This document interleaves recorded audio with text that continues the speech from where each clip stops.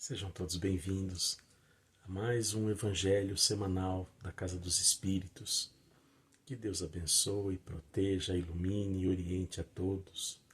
Que neste momento estejamos focados aqui com o nosso pensamento, com a nossa boa intenção, com as nossas emoções, tudo centrado nesse momento, para que a gente peça a proteção da espiritualidade, a orientação, a intuição, o auxílio das forças espirituais, para que a gente consiga absorver bem os ensinamentos, para que a gente consiga manter uma boa vibração, produzir bons fluidos ao nosso redor, para auxiliar na limpeza psíquica de nossa alma, de nossa mente e também do nosso ambiente doméstico ou de trabalho, onde a gente estiver, quem estiver assistindo, né? Que a espiritualidade nos auxilie com a intuição, com a orientação, com as reflexões a respeito das mensagens e com a limpeza psíquica do ambiente ao nosso redor, né? Limpando os miasmas que a gente atrai e que infelizmente a gente ainda possui.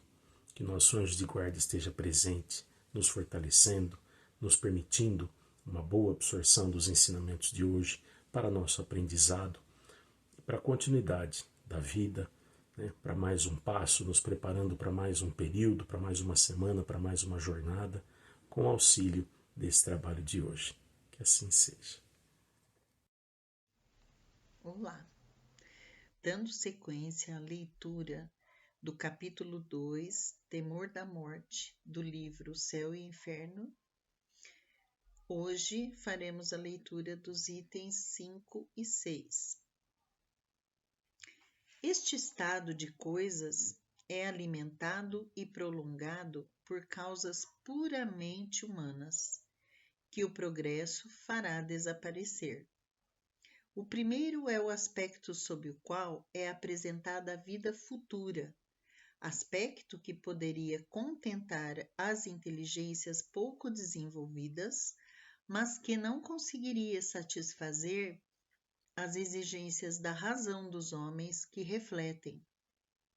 Assim, eles dizem: desde que nos apresentam como verdades absolutas, princípios contestados pela lógica e pelos dados positivos da ciência, é que eles não são verdades. Daí a incredulidade de alguns e a crença vacilante de muitos outros.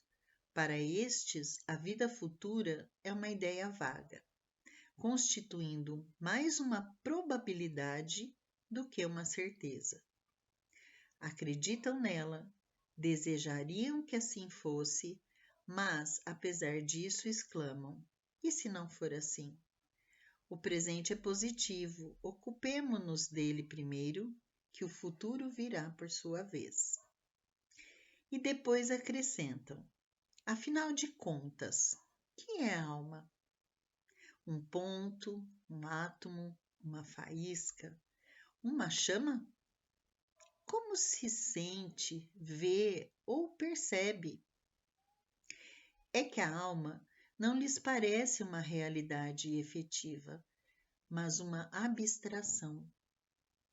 Os seres que lhes são caros, reduzidos ao estado de um átomo no seu modo de pensar, estão, por assim dizer, perdidos para eles, e não têm mais a seus olhos as qualidades pelas quais se lhes fizeram amados.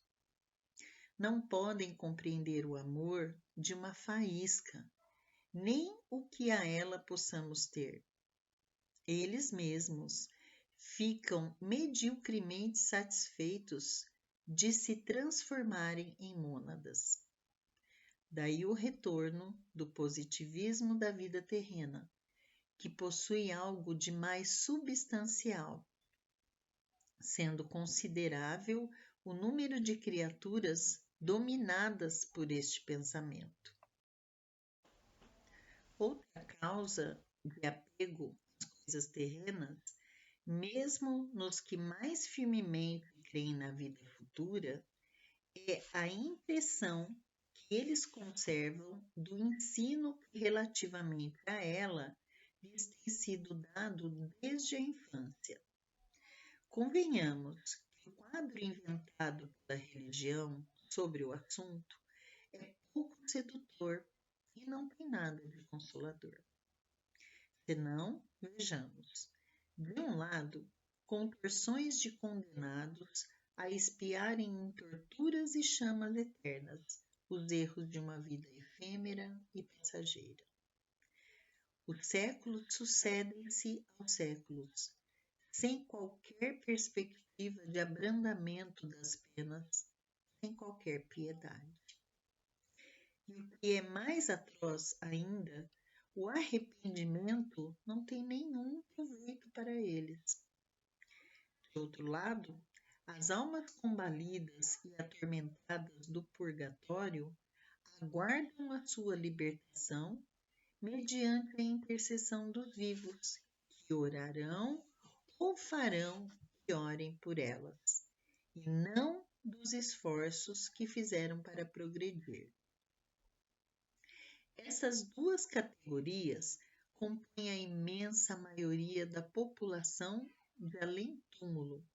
Acima delas, paira a limitada classe dos eleitos, gozando por toda a eternidade da beatude contemplativa. Esta inutilidade eterna, preferível sem dúvida ao nada absoluto, não deixa de ser de fastidiosa monotonia. É por isso que se vê nas pinturas que retratam os bem-aventurados figuras angélicas em que mais transparece o tédio do que a verdadeira felicidade. Este estado não satisfaz nem as aspirações, nem a ideia instintiva de progresso, única que parece compatível com a felicidade absoluta. Custa crer que só por haver recebido o batismo, o selvagem ignorante, cujo senso moral é tão obtuso, esteja no mesmo nível do homem que atingiu, após longos anos de trabalho, o mais alto grau da ciência e da moralidade práticas. É ainda menos concebível que uma criança morta em tenra idade, antes, portanto, de ter consciência de seus atos, goze dos mesmos privilégios somente por força de uma cerimônia. O batismo, na qual a sua vontade não tomou parte alguma. Estas reflexões não deixam de preocupar os mais fervorosos crentes, por pouco que meditem. Muito boa noite. A gente está aqui para gravar o capítulo 2, os itens 7 e 8. No item 7, como não acreditam que a felicidade futura depende do trabalho progressivo da terra, os homens dão aos gozos do mundo o melhor valor, já que acreditam conquistar facilmente essa felicidade por meio de algumas práticas exteriores. Mesmo a possibilidade de comprá-la a dinheiro sem regeneração de caráter e costumes. Considerando alguns crentes, em seu foro íntimo, que uma vez assegurado ao seu futuro pelo preenchimento de certas fórmulas ou por doações póstumas que de nada os privam, seria supérfluo impor-lhes sacrifícios ou quaisquer incômodos em benefício dos outros, visto que se consegue a salvação trabalhando cada qual por si. Seguramente, nem todos pensam assim, pois há grandes e honrosas exceções. Mas não se poderia negar que assim pensa o maior número, sobretudo das massas pouco esclarecidas, e que a ideia que fazem das condições de felicidade no outro mundo não entretém o apego aos bens deste e, por conseguinte, o egoísmo. E agora o item 8. Acrescentemos ainda o fato de que tudo nos costumes tem concorrido para que se lamente a perda da vida terrena e se tema a passagem da terra ao céu. A morte é cercada de cerimônias lúgubres, que mais infundem terror do que provocam esperança. Se descrevem a morte, é sempre com aspecto repelente e nunca como sono de transição. Todos os seus emblemas lembram a destruição do corpo, mostrando-o hediondo e descarnado. Nenhuma simboliza a alma se desembaraçando radiosa dos grilhões terrenos. A partida para esse mundo mais feliz só se faz acompanhar do lamento dos sobreviventes, como se imensa desgraça houvesse atingido os que partem. Diz ele em eternos adeuses, como se jamais devessem revê-los. O que se lastima por eles é a perda dos gozos mundanos, como se não fosse encontrar maiores gozos no além-túmulo. Que desgraça, dizem, morrer tão jovem, rico e feliz, tendo diante de si a perspectiva de um futuro brilhante. A ideia de um futuro melhor apenas toca de leve o pensamento, porque não tem nele raízes. Tudo concorre assim para inspirar o terror da morte, em vez de inspirar esperança. Por certo, será preciso muito tempo ainda para que o homem se desfaça desses preconceitos, o que acabará se dando à proporção de que a sua fé for firmando e à medida que ele conceber uma ideia mais sensata da vida espiritual. Pois bem, esse foi o nosso estudo de hoje.